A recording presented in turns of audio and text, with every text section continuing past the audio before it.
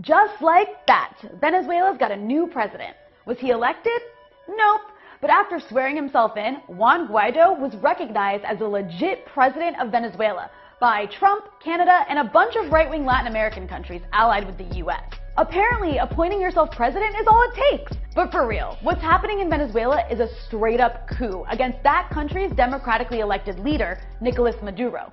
And it's creating the dangerous conditions for a civil war, with several people already reported dead. My God, one week it's Syria, today it's Venezuela, next week it's Iran. Pick a damn country, America. It's pretty amazing that the same country that spent 2 years screaming about alleged Russian election meddling in 2016 is now applauding US meddling in Venezuela. But if you're watching US corporate news media, you would have no idea the US is meddling. They label Maduro a dictator and insist that all Venezuelans support the people that the US wants in power. Maduro dictatorship, a dictator with no legitimate claim to power. It has been a disaster on all counts. What they leave out is that there are millions of people in Venezuela who voted for and support Maduro's government. Aquí está el pueblo de Venezuela, aquí está el pueblo de Caracas, marchando en defensa de la revolución, en defensa de la democracia, no a la intervención imperialista. Que nadie votó por esta persona, no, nadie votó. Yo voté por Maduro, mi voto es por Maduro. But these people have been made invisible by an American corporate media that's been giddy over the prospect of a right-wing takeover of Venezuela for decades.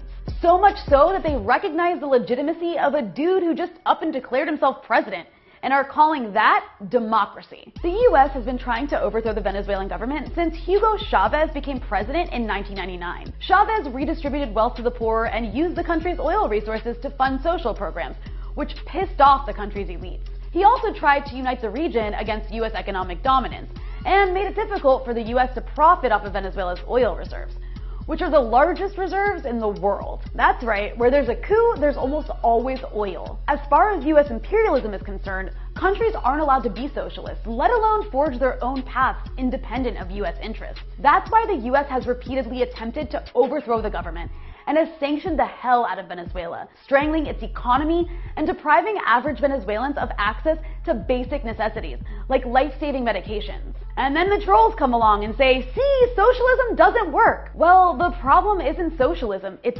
sabotage.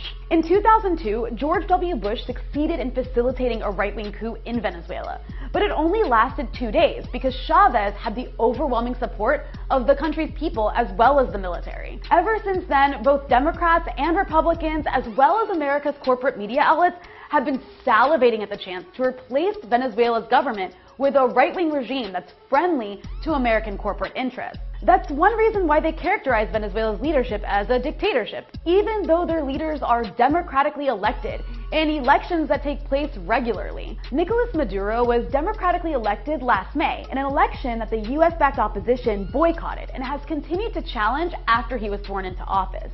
Venezuela's US-backed opposition likes to portray itself as democratic and progressive, but the opposition-controlled National Assembly, led by the self-declared coup president Juan Guaido, drafted a transition law that lays out his plan for large-scale privatization of state assets and a free market economic system that promotes property rights and freedom of enterprise. In other words, a return to an exploitative capitalist model that privileges private corporations and the rich. This is why US claims that it's concerned about Venezuelan human rights are laughable. I mean, do you really expect anyone to believe that the same country that's BFFs with absolute monarchs who chop up dissidents with bone saws gives two shits about freedom and democracy in Venezuela? And look at America's friends in the region. It's not like they're paragons of democracy. The US has no complaints about Brazil's new fascist president, Bolsonaro, or the right-wing leadership it put in power in Honduras that kills environmental activists. You know, Honduras, where the US backed a coup in 2009 that plunged the country into chaos, causing tens of thousands of unaccompanied Honduran children to flee for their lives to the US. This, of course, empowered the anti-immigrant far-right in the US. We could see the same thing happen in Venezuela, with another wave of refugees that will fuel the far-right even more. The point is, the US does not care about human rights of Venezuelans. Nor does it care about democracy. It cares about oil. It cares about economically controlling the region. It's about imperialism, stupid. The self-appointed president, Juan Guaido, may have been recognized as legitimate by the US and its right-wing allies in the region, like Brazil and Colombia, but this coup was also rejected by the region's left-wing governments.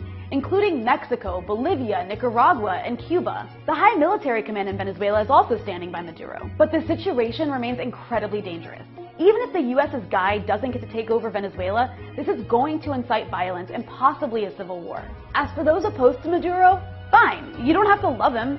But it's not up to the US or anyone else to decide Venezuela's future. After all, when has US meddling ever ended well for the people in the targeted country?